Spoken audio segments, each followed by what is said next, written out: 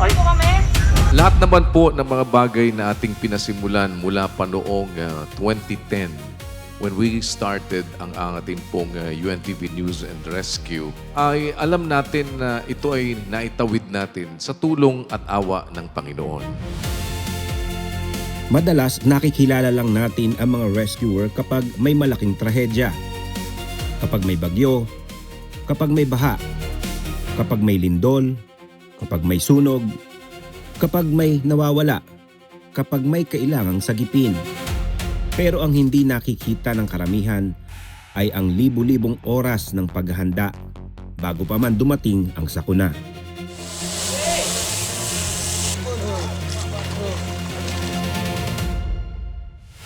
Kapag napag-usapan ang salitang rescue, karamihan sa atin ay ang naiisip ay aksyon, sirena, takbuhan, rescue operation. Pero ang totoo, ang pinakamahalagang bahagi ng isang rescue ay nangyayari po bago pa man magkaroon ng emergency.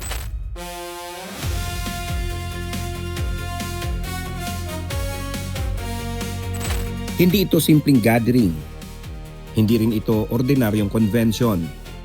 Isa itong lugar kung saan ang bawat segundo ng ensayo ay maaaring maging dahilan para may isang taong makauwi pa sa kanyang pamilya.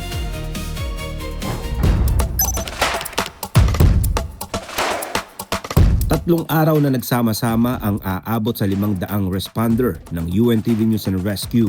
Iba-iba ang pinanggalingan, iba-iba ang karanasan. Pero iisa ang dahilan kung bakit sila narito. Ang mas maging handa kapag buhay na ang nakasalalay. Well, first time ko po, kaya I'm eager. Mula sa simpleng paghawak ng stretcher, pag-assist sa isang biktima, hanggang sa mas komplikadong rescue operations. Lahat ng ito ay nagsisimula sa isang bagay, training. Dahil ang training ay hindi para pahirapan ang rescuer. Training is exposure. Exposure sa realidad, sa pressure, sa mga sitwasyong hindi mo maaaring i-rehearse ng paulit-ulit kapag totoo ng sakuna ang nasa harapan mo. Yung pakiramdam, alam nyo yung karanasan kasi magbibigay sa'yo ng matalas na pakiramdam kapag may experience ka na doon sa mga pangyayari. Nung una ho ako, takot po ako sa dugo eh. Alam nyo, makakita lang ako ng konting, talagang naduduwal ako. Pero naawa naman ng Panginoon na napag-aralan ko na eventually at sa tulong at awa ng Diyos, sabi ko nga po, ay kami naman ay nagdaan din kahit paano sa mga training, maging sa water rescue, underwater. Siguro naman alam din po ng marami sa inyo yan. Ayoko naman po na para bang basta lamang na makitang ginagawa ninyo isang bagay na parang kami, we did not even try to touch it a 10-foot pole. Kaya po, salamat. Kaya ako sinasabi pong salamat. And na-appreciate po namin dahil sa amin, alam namin hindi po madali ang magsakripisyong matuto. May mga kalahok na unang beses pa lamang sasali. May mga veteranong responder na ilang dekada nang humaharap sa baha, lindol, sunog at iba pang sakuna. Pero pagdating dito, pare-pareho silang estudyante. Lahat may gustong matutunan. Lahat may gustong maibahagi. Sa kabila po ng aking edad, napakasaya po. Malaking bagay po kasi yung makatulong ka sa kapwa ay higit sa pamilya. Masaya po, masaya na medyo mayroong kaba po. Kasi training po ito eh. Hindi mo alam kung anong susunod. May isang simpleng katotohanan sa rescue. Knowledge means nothing if you don't know how to apply it. Pwede kang maraming pinag-aralan, pero kapag dumating ang emergency, wala nang oras para magbasa ng manual. Kailangan mong kumilos. Kaya po, ang sinasabi natin, yung pagsasakabuhayan, yung pagsasagawa, no matter how hard na mag-acquire tayo ng knowledge pero hindi natin na-i-apply, baliwala din po. Ganon-ganon din yung atin pong prinsipyong sinusundan. Para masabi mo na ikaw ay matalino, hindi po dahil marami kang alam. Kaya nga sa Bible sinasabi yun sa 3:13 ng sulat ni James, sino yung marunong at matalino sa inyo? Ipakita niya sa pamamagitan ng mabuting kabuhayan ang kanyang mga gawa sa kaamuan ng karunungan. Yung katalinuhan must be applied. Dapat convert natin sa action. Dito pumapasok ang practice, ang paulit-ulit na drills, ang muscle memory, ang experience. Dahil sa gitna ng isang aksidente, ang katawan mo, ang kailangang maalaala ay kung ano ang dapat gawin kahit nauna nang mataranta ang isip. Ngunit, hindi rito nagsisimula ang kwento. Bago pa magkaroon ng Rescue Summit, bago pa magsama-sama ang daan-daang rescuer, may isang paniniwala munang isinabuhay. Isang simpleng prinsipyo na hanggang ngayon ay patuloy na nagbibigay direksyon. Sa bawat rescuer, sa bawat volunteer, at sa bawat taong handang tumulong.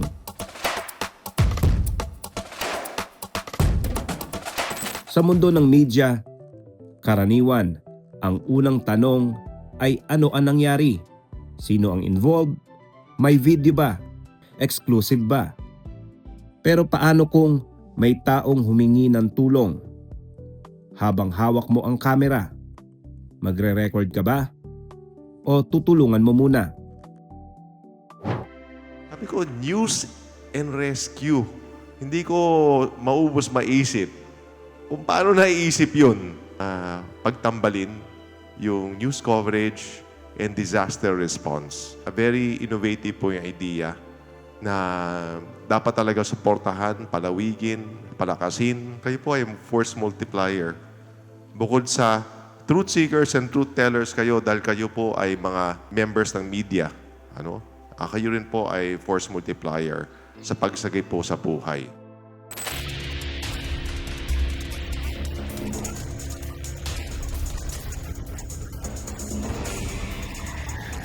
Noong 2010 nagsimula ang UNTV News and Rescue at hindi naging madali ang simula. May mga nagduda, may mga nagsabing hindi ito magtatagal. Pero may isang bagay na nagpatuloy. Consistency. Taon-taon, operations after operations, training after training, rescue after rescue. Sa paglipas ng panahon, ang dating maliit na hakbang naging isang malaking commitment sa public service. 2010 when we started this, noong una, pinagtatawanan tayo. Marami ang nagsasabi din sa akin noon, hindi ninyo maisusustain yan. Pero nag-ugat lang po naman din yon lahat doon sa pagnanasaan natin na maging kabahagi tayo. Hindi lamang para doon sa community natin, kung hindi sa lahat ng ating mga kapwa-tao na may encounter natin. Subalit, hindi lamang po sa pagbabahagi ng dugo sa mga nagkukulang ng dugo. Kayo naman sa bahagi ninyo, nagbigay kayo, nag-donate kayo ng dugo. Tama. Pero alam nyo ang other side ng pagiging rescuer, yung mapigil mo ang paglabas ng dugo. Dahil alam natin, pag hindi umabot sa ospital, dahil hindi naampat ang pagdurugo, alam natin, mamamatay. Kaya po, isa sa mga laging pinag-aaralan natin, pinapractice natin, di ba bahagi yan ng rescue, paano maaampat ang dugo? Isang simpleng prinsipyo, pero napakalalim ng kahulugan. Dahil sa bawat sakuna, mas mahalaga ang buhay kesa headline. Ito ang naging prinsipyong naging pundasyon ng UNTV News and Rescue. isang paniniwala na ang media ay hindi lamang tagapaghatid ng balita, kundi maaari ring maging bahagi ng mismong solusyon. Marahil, ito ang isa sa mga dahilan kung bakit kakaiba ang UNTV News and Rescue. Hindi lamang ito nagkukwento sa mga sakuna, nakikibahagi rin ito sa pagtulong. Lagi ang atin pong pagtitiwala ay ang ating paggawa na kagaya ng sinasabi natin, hindi po pwede, nagagawa lang tayo basta-basta nang hindi nanggagaling dito sa ating mga puso. Laging paalaala natin yan. Ang sinabi ni St. Paul sa 16:14 ng sulat niya sa mga taga-Korinto, ang sabi niya, gawin ninyo sa pag-ibig ang lahat ninyong ginagawa. Iba po kasi yung basta't ginagawa lang natin dahil nakikisama lang tayo o kaya ay masabi lang na tayo ay gumagawa, nagpa-participate. Kaysa dun sa ginagawa natin ito dahil nung ating natutunan na prinsipyo. Prinsipyo na kahit sa trabaho, pag mahal mo yung trabaho mo, hindi mo mararamdaman na nagtatrabaho ka sa buhay mo kung hindi ginagawa mo kung ano yung mahal sa puso mo. Pero, ang pagtulong ay hindi natututunan sa loob lamang ng isang araw. Hindi rin ito natatapos sa isang seminar. Ang rescue ay paulit-ulit na paghahanda. Dahil sa isang rescue operations, every second counts, every decision matters, every movement could save a life. Kaya habang tahimik ang paligid, walang bagyo, lindol at emergency, ito ang tamang panahon para maghanda. Ito ang dahilan kung bakit mahalaga ang Rescue Summit. Hindi lamang ito tungkol sa kompetisyon. Isa itong classroom, training ground, testing area, at minsan ito rin ang lugar kung saan nabubuo ang tiwala sa isa't isa.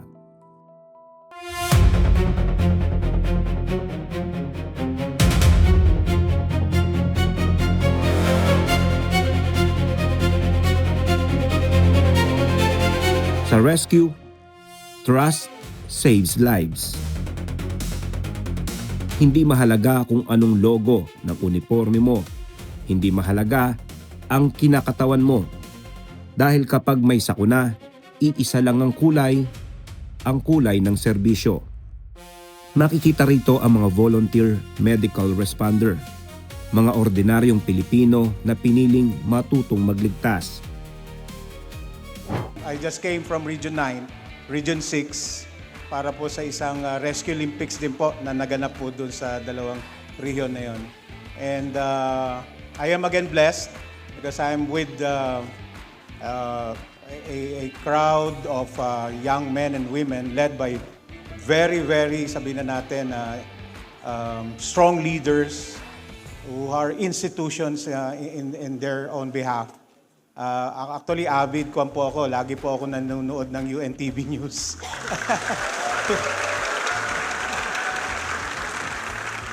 Totoo po yan.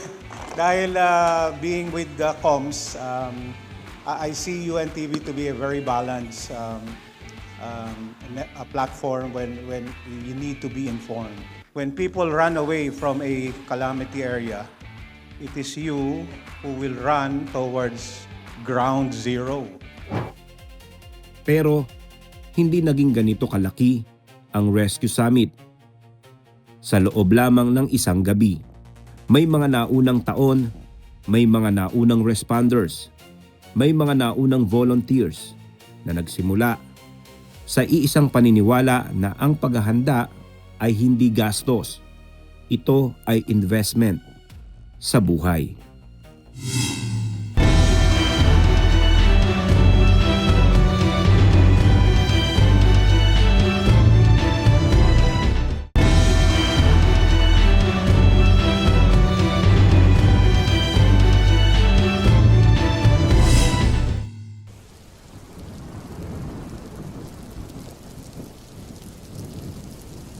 Kapag may bagyo, hindi nagtatanong ang baha kung handa ka ba. Kapag lumindol, hindi nagbibigay ng babala ang lupa kung kailan ito gagalaw. Kapag may sunog, hindi naghihintay ang apoy na makumpleto mo ang training. Kaya sa rescue, ang paghahanda ay hindi opsyon. Ito ay isang panata. Hindi lahat ay full-time responder. Marami sa kanila may regular na trabaho, may pamilya, may sariling pangarap. Pero kapag may emergency, iiwan nila ang lahat para tumulong. At marahil, iyan ang tunay na diwa ng serbisyo. Hindi naghihintay ng kapalit, hindi naghahanap ng pagkilala, kundi handang kumilos kapag may nangangailangan.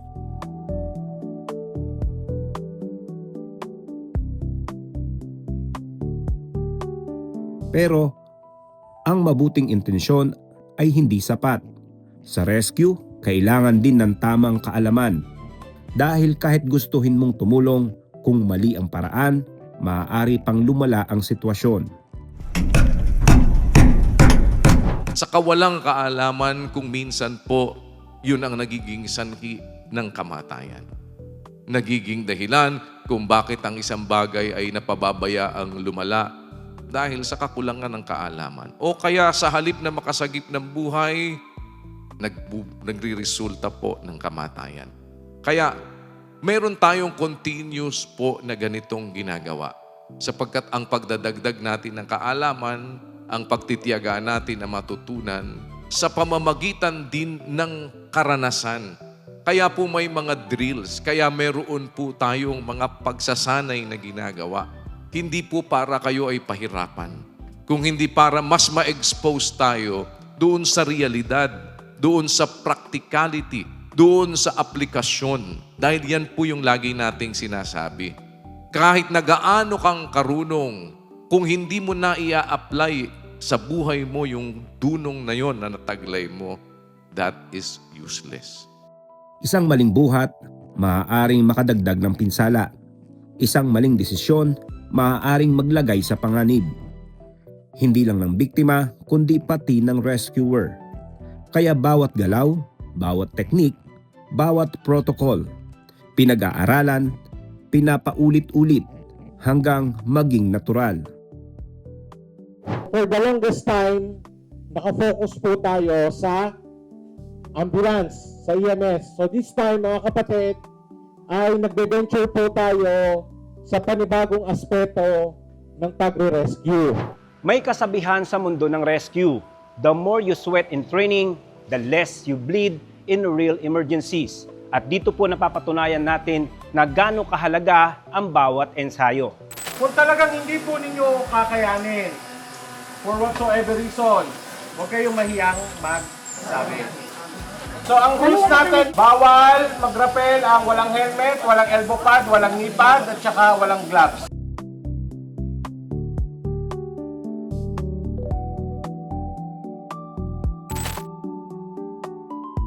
Sa unang tingin, parang obstacle course lang.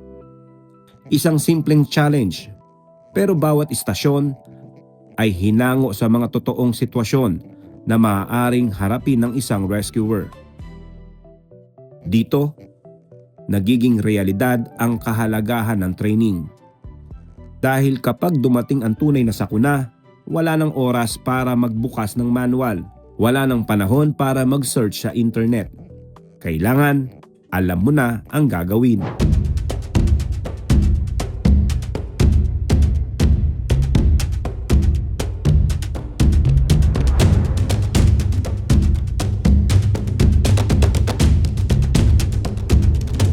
Ngunit sa likod ng bawat helmet, bawat rescue uniform, at bawat operasyon, may mga personal na kwento, mga sakripisyo, at mga dahilan kung bakit patuloy silang bumabangon sa bawat tawag ng tungkulin.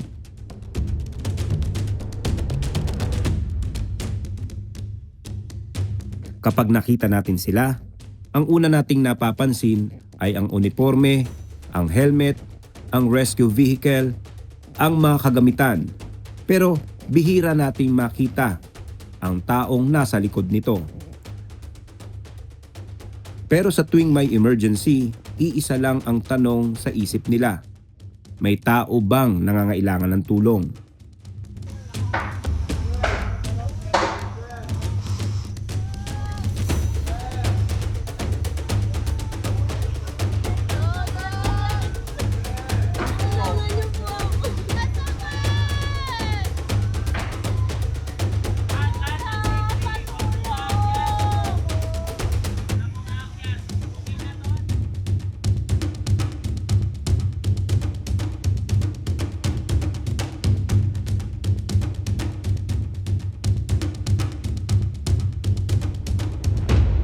Hindi dahil obligado, kundi dahil may panata silang kapag may buhay na nakasalalay, kikilos sila. Ngunit, hindi madaling maging rescuer, hindi sapat ang tapang, kailangan din ng sakripisyo. Habang nagbabago ang mundo, nagbabago rin ang paraan ng rescue. Technology is no longer just an advantage. Sa isang sitwasyon, technology can become a lifeline. Nung nag-produce tayo ng underwater drone, isa lang po tayo sa merong nakakaabot ng 500 meters na underwater. Na yung drone natin nakakasisid ng 500 meters. Na makakapag-scan at hindi na nila pakailanganin pa ng mga fragment. Ngayon po, may mga sophisticated na mga equipment naman talaga eh. Kaya lang, kung minsan alam ninyo yung paano gagamitin at ano yung, minsan kasi yung priority, hindi na pupunta po doon. We need that technology. Kailangan po natin ang iba't ibang mga teknolohiya. Noong una, di ba kaya tayo po ay nag-underwater rescue training din. And that's one of the reasons bakit napunta po ako sa underwater eh. Bakit din ako nagsikap na maging instructor ng scuba diving para magkaroon ng idea na merong mga mahalagang ideyang pwedeng i-incorporate dito po sa rescue. Ayan, may mga nag-training sa inyo ng underwater rescue. Makikita natin yung pangangailangan din po ng mga equipment. Imagine ninyo ang buhay na ipapain mo kung sisisid ka ng 500 meters. It's not a joke. Hindi po ganun kadali. Pero with the drone na meron, pwede mong pasisidin ng drone para gumawa ng search and rescue, magagamit. At ngayon po, yung mga inumpisahan natin nun, hindi pa uso ang drone na lumilipad. Alam naman ninyo, dito po awa ng Diyos sa Pilipinas, we started drone journalism. Ang UNTV, ang unang nagpalipad ng drone para gamitin sa news na hindi pa nila noon pinaniniwalaan sa akin. Kasi hindi pa po noon uso yung transmitter sa drone.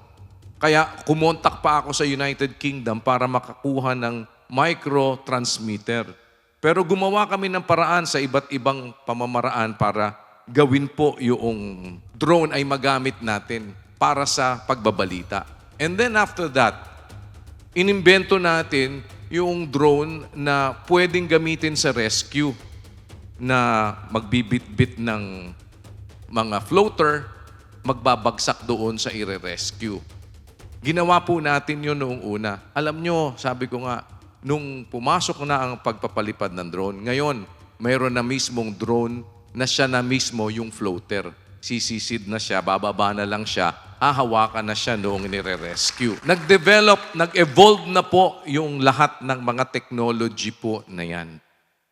Sa awa ng Diyos, ang UNTV lang naman ang tanging broadcasting company na mayroong registered sa CAAP na drone at licensed pilot ng drone.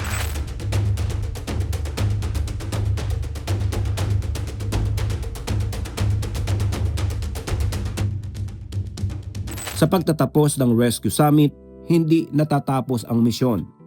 Sa kanilang pagbabalik sa kani-kanilang lalawigan, dala nila ang bagong kaalaman, mas malalim na karanasan at mas matibay na paninindigan. Dahil ang tunay na rescuer ay hindi lamang handang tumugon, siya ay handang maglingkod na may pag-ibig.